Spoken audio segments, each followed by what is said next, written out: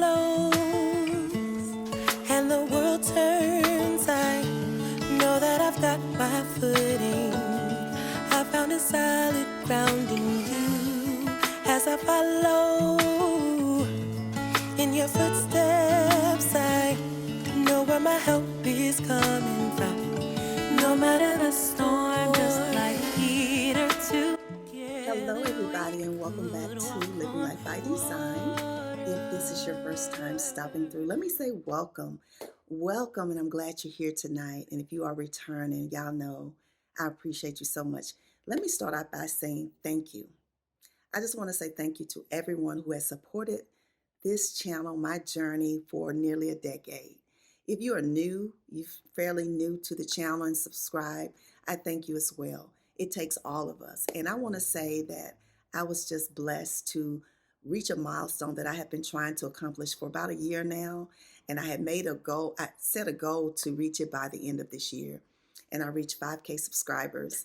And I'm so happy, and I'm just so thankful and humbled and grateful to all of you all that have supported the channel. You know, I have not always followed YouTube schooling, and people give me tips and tell me what to do and how to do videos in order to grow the channel. But I always feel like I have to be authentic and let things come from my heart. So I'm not always doing the things that they say that will help me to grow this platform. But I guess algorithms picked up my message, of living a simple life, a minimalistic life, being over 60 and living life to the fullest. And so it kind of just picked up, and I was blessed to reach my goal. And I'm just so thankful, and I'm grateful to all of you all. So thank you so much. And I hope that you continue to watch, continue to share, and make sure you thumbs up. Make sure you hit the subscribe button if you haven't, and leave a comment. I like when you leave comments as well. So today I'm doing another requested video. I'm going to stay in trend and online with this subject of minimalism. I had another requested video, and this is one that I actually wanted to do. So thank you to that sister who requested the video, and she wanted to know about shopping as a minimalist. So I'm going to share with you some tips that I use to shop so that I can stay within my budget, and that I'm ensuring that I am still living this life that I had planned and not overspending, not getting overwhelmed because of, finance, especially now. So if this is something that you think you're interested in, I invite you to keep watching. So welcome back, guys. So I'm going to share with you all how I shop. And specifically, we're going to be talking about grocery shopping. And there is a difference because I do live alone. I don't have any dependents or anybody that I'm financially supporting. So it may differ depending on the size of your family, if you're navigating this life of minimalism, and it's going to be a little bit different. But I will share with you how I do it as a single adult. So one of the main components, I think, of minimalism is trying to live below your means. And that's very, very important. So that's going to be in every aspect of your life. So in shopping, the first thing that I do is make sure that I set a budget. It is important to have a budget. Whether you're shopping weekly, bi-weekly, or monthly, you need a budget. And that's going to vary based on how you eat. Now, I don't eat a lot, and I am on this healthy journey. So therefore, I'm trying to eat the right things. Now, that doesn't mean I don't cheat, because I do. But my budget is pretty much about $60 to $75 a week. That is my budget for groceries. And when I say groceries, it is mainly, things that I consume, I eat, but that also includes like paper products and things like that. So just shopping in general, from a grocery store, shopping mart or whatever. So it's about I say 60 to 75 is the max, but it usually falls around the $60 mark. So that's very important to make sure you have a budget. That way you know how much money you have, what you can't go over. Okay, so if you can stay below that, that's even better. All right, the next thing I do is I look for sales ads or coupons. I come from a family where my mother used to clip coupons as a child, and that is really, really important in these times to catch those sales. And so if you live in a community where you get those flyers in the mail, don't always chuck them. I used to chuck them into the trash, but now I keep them, and I look to make sure that any of the stores that I go to if they have a flyer in there, and if there's something where they have some kind of discount going on particular day, whether you might be able to get 10 things for 10 items for $10, or they do this 2 for 1 thing, buy one get one free. So keep those coupons and those ads so that you can capitalize off of those discounts. All right, another thing I do is I get one of their reward cards. A lot of grocery stores, gas stations as well, but a lot of grocery stores have these reward cards that you can sign up for, where you can get accumulate points, or you have to have that card in order to get the discount, because they'll have a price on the shelf, and then they'll have the price if you have your reward card. So make sure you sign up for those. Every grocery store I go to, I have a card for them. No shame in my game.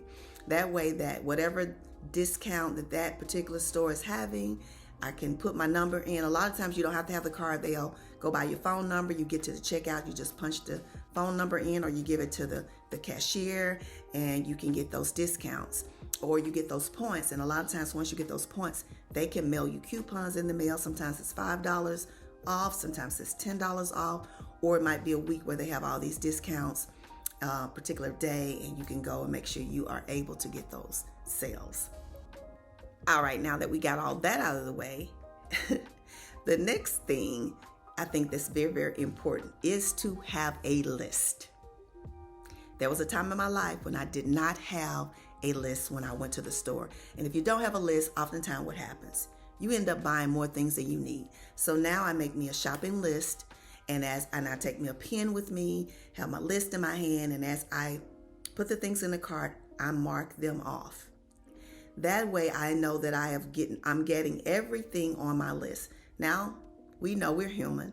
Sometimes you might see something where there's a special sale, you might go ahead and grab it. But it's important that you get those things on that list. That's the main thing, to make sure you have the items that you came for. Because oftentimes we're taking things off of the shelf that we see that we want, and then we forget the things that we need, get home, and we didn't get half the things we need, or we end up getting more and we get to the checkout line, and now we done crushed our budget because we have the things that we needed, and then we done put all this other stuff. So make sure you get the things off your list first, and then if there's some additional things you want to get, go ahead and do it, but you want to stay within your budget. Now, this might be something that a lot of people might not want to do, but I do it. My daughter taught me this one. Shop around to multiple stores. Sometimes I know we're tired, we got off from work, or maybe we just been busy, and you just want to go to the store and come home. But I've learned that it benefits me more to go to different stores. So I shop at Publix, I shop at a city called Food City, I shop at Walmart, I go to Aldi's, I go to Trader Joe's. So because they offer different things. And sometimes your main grocery store may have it at this price, but you could go to Trader Joe's and get it for half that price. So don't be afraid to move around a little bit. Now, I know that's a stretch. Some people may not want to do that, but trust me, that can be helpful, and that definitely can save you money. All right, guys, and the final thing that I'm going to share with you that I do, if you're a weekly shopper, this might be very, very helpful to you. I look at the items that may expire that week. Because I'm a weekly shopper, that means I'm consuming everything that I buy within that week. And the reason why I'm a weekly shopper is because when I used to buy things that for 2 weeks or for a month, a lot of things would end up spoiling because I don't eat like that. So it's cheaper for me to buy my groceries by the week. So if you're like me and you're a weekly shopper, go ahead and buy that produce that may be expiring in 2 to 3 days. Because oftentimes they're often half price or discounts off of those items. And it's certain things I won't do that with, especially if I know that it may last a little longer, like cheese. But if you go to the produce section, you get your bananas, all your grapes and things. Oftentimes those expire like within a week or so. I'll go ahead and get those that may be expiring for like 2 or 3 days after I purchase them, because I know they're going to be a little bit cheaper, because often they're marked down. So that's a very good way to save your dollars. So that is all my tips that I have, how I shop.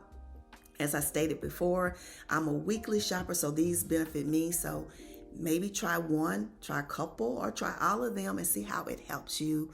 If you're trying to live this minimal life and you're trying to live below your means and save a little bit of money, these tips will be helpful for you. So, thank you all for watching today. And as I stated earlier, I'm so grateful for you all for being here, for watching. Don't forget to thumbs up this video, subscribe if you haven't, and make sure you come back. Come back. I got a lot of content coming for you guys. Let me wish you all a happy Thanksgiving, and I hope that you're blessed and be safe, whatever you may be doing with your family and friends. I love you all, and I'll see you in the next video. Bye for now.